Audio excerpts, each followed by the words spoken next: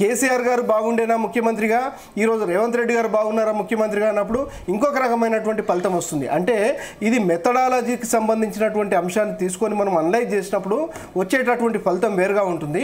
Sample collect చేసినటువంటి దానిలో కూడా అర్బనైజేషన్లో మనం అర్బన్లో ఉన్నటువంటి శాంపుల్ ఎంత, రూరల్లో ఉన్న శాంపుల్ ఎంత, లిటరేట్ సంబంధించిన అంటే చదువుకున్న వాళ్ళు ఎంతమంది ఉన్నారు, చదువు రానటువంటి వాళ్ళు ఎంతమంది ఉన్నారు, ఉద్యోగస్తులు ఎంతమంది ఉన్నారు, నిరుద్యోగస్తులు ఎంతమంది ఉన్నారు, ఓవరాల్గా పురుషులు మహిళలు అన్ని పార్లమెంట్లో శాంపిల్ సేకరించారు. తెలంగాణలో ఉన్న 17 పార్లమెంట్లో కూడా, అంటే అర్బన్ ఉంది, రూరల్ ఉంది.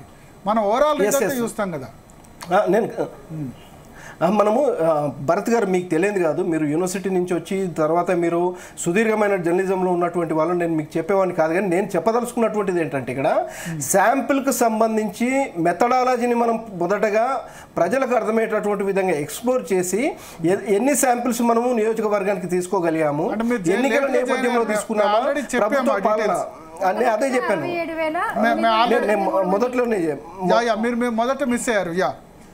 ఓకే, సో నెక్స్ట్ ఇక్కడ ఉన్నటువంటి దానిలో వేణుగోపాల్ రెడ్డి గారు మీకు మా వాళ్ళు బ్రీఫ్ చేస్తారు ఓవరాల్ మెథడాలజీ సంబంధించి, ఎందుకంటే మన దగ్గర సమయం లేదు.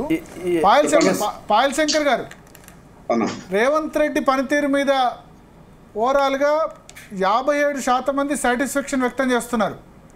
చాలా బాగుందన్న వాళ్ళు 26% ఉంటే, బాగుందన్న వాళ్ళు 31% మంది ఉన్నారు. కాంగ్రెస్ పార్టీకి వచ్చిన ఓటు పర్సెంటేజ్ 38-39. బట్ కాంగ్రెస్కు ఓటేయని వాళ్ళు కూడా రేవంత్ రెడ్డి పనితీరు బాగుంది అని 19% ఓటు వేసిన వాళ్ళకంటే ఎక్కువ చెప్తున్నారు. సో ఇది 2-3 మంత్స్లో ఎర్లీ అని చెప్పొచ్చా, లేకపోతే మంచి యావరేజ్ అయినా మీకేమనిపిస్తుంది?